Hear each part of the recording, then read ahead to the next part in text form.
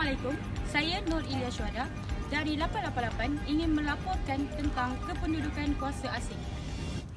Sejarah Malaysia menunjukkan bahawa tanah Melayu telah dijajah oleh kuasa-kuasa asing. Pada mulanya, kuasa-kuasa asing berdagang sama-sama dengan penduduk tanah Melayu. Walau bagaimanapun, akibat kesilapan, kesalahan dan masalah yang dihadapi di dalam negara tersebut, mereka mengambil peluang untuk menjajah negara di Asia Tenggara. Mereka menjajah negara di Asia Tenggara kerana mereka ingin meningkatkan ekonomi negara mereka. Mereka mencari bahan-bahan mentah yang berada di negara-negara Asia Tenggara.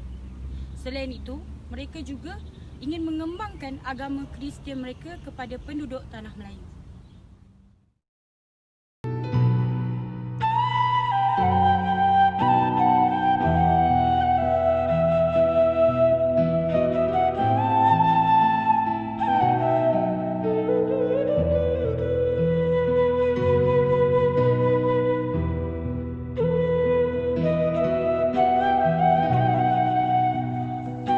Apalah hidup kita begini. Begitulah kehidupan. Kita yang memungut hasil, mereka yang mendapat keuntungan. Apalah kita perlu penat membantu orang untuk penjajah asing, sedangkan kita sendiri pun tidak mampu untuk menerima. Begitulah aku melakukan ini semua untuk anak cucuku. Marilah kita memungut cepat sebelum mereka datang untuk merampas semuanya. Lekaslah. Mari kita pulang ke rumah. Marilah. Hey, itu orang Melayu. Mari kita ambil hasil mereka. Mari.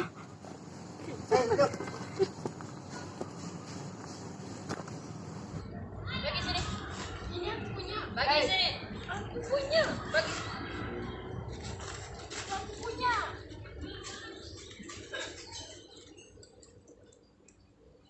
Serang apa tu? Bagi. Bagi. Oh, sorok je. Serang apa lagi? Bagi. Apa lah? Bagi. Tidak. Dah. Ini je. Tu je lah. Mana cukup? Diam. Dasar orang Melayu tanya kami. Kenapa kamu yang dapat keterangan? Dasar. Jangan nak melawan. Dasar orang Melayu mau melawan pula. Betul. Politik adalah wujudnya kesedaran politik kepada penduduk tanah Melayu. Kerana mereka telah penat dan terseksa mengikut arahan penjajah. Kita dapat melihat di negara Malaysia, terdapat beberapa warga asing yang bekerja di sini. Tetapi ingatlah bahawa kuasa-kuasa asing juga dahulu berdagang bersama-sama penduduk tanah Melayu. Tetapi mereka mengambil peluang untuk menjajah negara ini kerana mereka melihat kelemahan penduduk tanah Melayu. Oleh itu, kita haruslah mempunyai semangat patriotik antara satu sama lain tanpa mengira bangsa dan kaum. Sekian, terima kasih.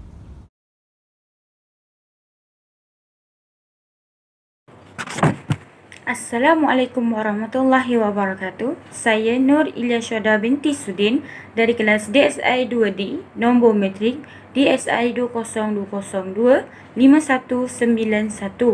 Ingin membincangkan tentang tajuk kedudukan kuasa-kuasa asing. Zaman berubah, waktu berganti. Sejarah Malaysia menunjukkan bahawa kuasa-kuasa asing telah menjajah negara di Asia Tenggara. Mereka dahulu sama-sama berdagang dengan penduduk tanah Melayu. Tetapi apabila mereka melihat kesilapan, kelemahan dan masalah yang dihadapi di negara tersebut, mereka mengambil peluang untuk menjajah negara-negara di Asia Tenggara. Pada tahun 1511 hingga 1641, Portugis telah menduduki Melaka. Pada tahun 1641 hingga 1824, Belanda pula telah menguasai Melaka. berserta beberapa buah negara lain. Belanda menyerahkan kuasa kepada British dan membuat perjanjian pembahagian tanah jajahan di tanah Melayu. Selepas Perang Dunia Kedua berlaku, tanah Melayu jatuh ke tangan penjajah Jepun. Tanah Melayu jatuh semula ke tangan British sebelum kemerdekaan pada tahun 1957.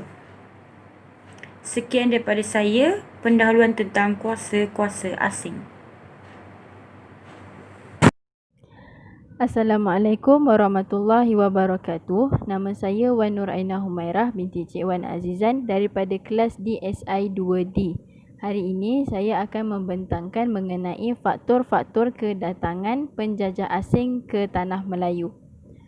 Okey, kuasa pertama yang menduduki tanah Melayu ialah Portugis. Seperti kita tahu, Portugis telah berjaya menawan Melaka pada 24 Ogos 1511 oleh viceroy mereka iaitu Alfonso de Albuquerque. Okey, kenapa mereka nakkan Melaka ni adalah atas 3 faktor, iaitu pertama ialah atas dasar politik. Ini kerana putera Henry iaitu Raja Portugal telah berjaya mempengaruhi tentera Portugis dengan memberitahu tenteranya untuk menaikkan martabat mereka ialah dengan menakluki kerajaan Islam. Okey, ini kerana Melaka dan kawasan sekitarnya yang terletak di Hindia Timur adalah di bawah pengaruh kerajaan Islam pada masa tersebut. Seterusnya, mereka juga mempunyai kepakaran pelayaran dan membuat kapal. Maka mereka menggunakan keistimewaan dan kelebihan mereka ni untuk menjelajah ke serata dunia dan memperluaskan tanah jajahan mereka. Yang ketiga, Portugis juga ingin menakluki Melaka kerana tercabar dengan Sepanyol yang juga inginkan Melaka. Ini kerana pada masa tersebut Sepanyol dan Portugis adalah dua kuasa besar yang berlumba-lumba untuk meluaskan tanah jajahan masing-masing lah. Okey, faktor yang kedua adalah di atas faktor ekonomi. Ini kerana Melaka merupakan sebuah kawasan yang kaya raya dengan rempah ratus. Contoh rempah ratus ialah buah pala, kayu manis, bunga cengkeh dan lada hitam. Okey. Mereka juga, Portugis ni juga ingin menakluki Melaka bertujuan untuk memonopoli perdagangan di dunia. Ini kerana perdagangan rempah ratus adalah antara yang terkenal di dunia pada masa tersebut. Maka dengan cara mereka menjajah Melaka akan meluaskan lagi perdagangan mereka dan membuka mata masyarakat di dunia pada masa tersebut. Faktor yang ketiga ialah di atas faktor keagamaan. Ini kerana pada abad ke-11 telah membangkitkan semangat perang salib bagi mereka yang beragama Kristian Katolik. Ini kerana akibat daripada pergolakan dan kelemahan kerajaan Islam Andalusia pada masa tersebut, ianya telah menaikkan semangat tentera-tentera Portugis yang beragama Kristian Katolik ni untuk meluaskan lagi dan menyebarkan lagi agama Kristian Katolik mereka. Kuasa kedua yang menguasai Melaka ialah Belanda. Faktor Belanda ingin menguasai Melaka ialah pertama di atas faktor kepesatan perdagangan. Ini kerana Belanda telah lama mengintai Melaka untuk menaklukinya kerana Melaka bukan sahaja kaya dengan rempah ratus, bahkan terkenal dengan perlombongan biji timah. Maka dengan itu pedagang-pedagang Belanda telah membentuk Syarikat Bersatu Hindia Timur pada tahun 1602 bagi merealisasikan usaha mereka untuk menawan Melaka. Faktor kedua ialah di atas pelabuhan strategik. Kenapa Melaka dipanggil pelabuhan yang strategik? Ini kerana ciri-ciri pelabuhan yang strategik ialah mempunyai tempat perlindungan sementara yang baik sementara menunggu peralihan angin monsun.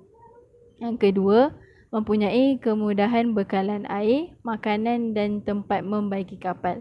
Semua ciri-ciri tersebut terdapat pada Melaka dan ianya sekaligus menyebabkan Belanda benar-benar ingin menguasai Melaka bagi kepentingan perdagangan mereka. Assalamualaikum, nama saya Muzakira Awatif dari kelas DSI 2D akan menyambung pembentangan rakan saya sebentar tadi. Tajuk saya mengenai faktor-faktor kedatangan kuasa asing. Yang pertama adalah British. Ada 3 faktor tentang British. Yang pertama, faktor tentang terusan Suez. Terusan Suez ni dia telah menghubungkan pelabuhan Said di Laut Mediterranean dengan Suez di Laut Merah. Pelabuhan ini dia telah mempercepatkan urusan perdagangan. Dia juga telah menggalakkan perdagangan di antara alam Melayu dan Eropah. Faktor yang kedua pula adalah faktor penciptaan kapal wap. Kapal wap ni dia bukan je boleh membawa muatan yang banyak, dia juga dapat menjimatkan kos dan juga dapat mempercepatkan perjalanan dan memudahkan penghantaran. Sebab itulah British ni dia memanfaatkan kemudahan untuk meluaskan tanah jajahan ke tanah Melayu. Faktor ketiga pula adalah penghapusan pengaruh Islam di dunia. Faktor ni diorang menggunakan slogan dan propaganda. Diorang ni cuba sehabis boleh untuk luaskan ajaran Kristian Katolik. Diorang ni tak cukup dengan pengaruh membaling-membaling ni, diorang juga mempengaruhi masyarakat tempatan. Diorang mempengaruhi dengan cara mengikuti budaya-budaya mereka dalam perdagangan. Kononnya mereka ni membawa kekayaan dan keuntungan yang lebih lumayan. Yang seterusnya adalah mengenai Jepun. Jepun ni ada 2 faktor. Yang pertama adalah tanah pertanian di negara mereka ni semakin berkurang atas sebab pertambahan penduduk. Maksudnya tanaman Jepun ni dia semakin padat sebab ramainya penduduk. Sebab tu dengan adanya tanah jajahan yang luas dan subur, macam tanah Melayu ni bukan je boleh menjalankan aktiviti pertanian, diorang juga boleh memanfaatkan bagi aktiviti perdagangan. Faktor yang kedua pula adalah kedatangan Jepun telah disambut baik oleh orang tanah Melayu, penduduk tanah Melayu. Sebab masyarakat tanah Melayu ni dia dah anggap Jepun ni sebagai penyelamat diorang lepas diorang terseksa di bawah pemerintahan British. Jepun juga dia mudah diterima sebab keupayaan dan kemegahan diorang ni yang boleh menumpaskan kuasa-kuasa besar dunia yang lain. Diorang ni juga ada guna slogan Asia untuk orang Asia. So diorang boleh tarik minat masyarakat masyarakat Melayu untuk terima kedatangan Jepun. Tapi malangnya sebaliknya yang jadi sebab penjajah Jepun ni dia tak ada beza pun dengan penjajahan yang lain, penjajahan barat yang lain. Sebab bab kata pepatah, keluar mulut buaya, masuk mulut naga. Sekian daripada saya. Assalamualaikum warahmatullahi wabarakatuh. Nama saya Azmina binti Abdul Amin dari kelas DSI Nudi. Di sini saya akan berkongsi mengenai kisah penjajahan kuasa asing terhadap tanah Melayu. Terdapat berbagai kesan yang berlaku setelah berlakunya penjajahan kuasa asing. Kesan penjajahan Portugis terhadap tanah Melayu. Kesan yang pertama ialah melahirkan masyarakat Selangi. Masyarakat Selangi ialah hasil perkawinan campur antara orang Portugis dengan masyarakat tempatan. Seterusnya ialah tulisan Roman atau Bumi diperkenalkan. Kesannya ialah ia akan menghapus tulisan tradisi nenek moyang mereka. Kesan yang ketiga ialah berlakunya penyerapan bahasa Portugis seperti jendela, almari, tuala dan lain-lain. Seterusnya kesan penjajahan British. Kesan pertama ialah semasa era penjajahan Belanda di Melaka ialah memperkenalkan pelbagai rasa monopoli yang baru. Kesan kedua pula ialah pihak Belanda telah membahagikan penduduk Melaka kepada beberapa kelompok iaitu Melayu, Jawa dan Bugis. Kesan ketiga pula ialah Belanda berjaya menguasai Perak melalui syarikat Bersatu India Timur atau VOC. Belanda juga berjaya menguasai Selangor. Kesan yang terasing daripada penjajahan Belanda ialah berlakunya penjajahan antara Linggi dan Belanda. Seterusnya ialah British.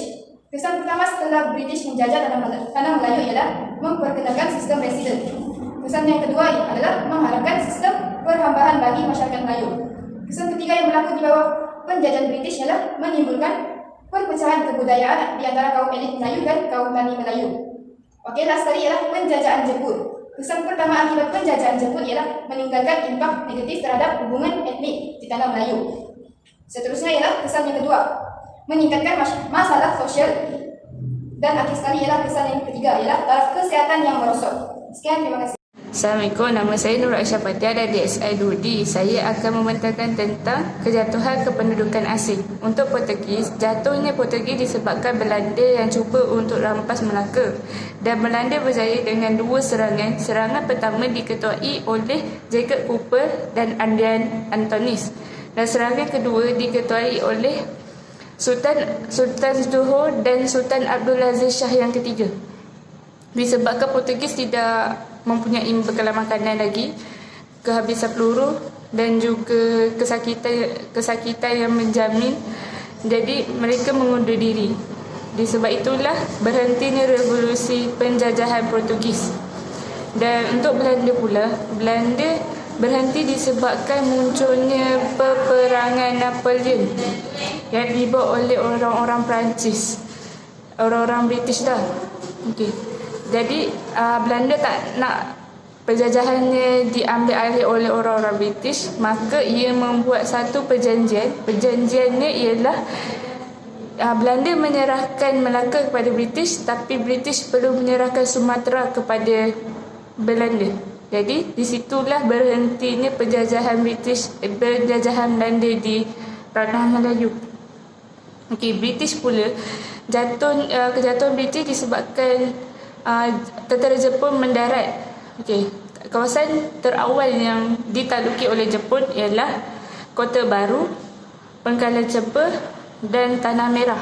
Disebabkan Jepun merasa dirinya sangat kuat, jadi ia menawan tempat yang kedua, iaitu di Taipei, Ipoh dan Kampar. Jadi disebabkan British dah tak boleh tahan, jadi Jepun penjajahan British jatuh di tangan Jepun. Untuk Jepun pula, Jepun disebabkan ia sendiri yang menarik diri tanpa syarat. Jadi bila Jepun jatuh, Jepun lepaskan penjajahan mereka kepada British sebelum tanah Melayu mereka. Sekian, terima kasih.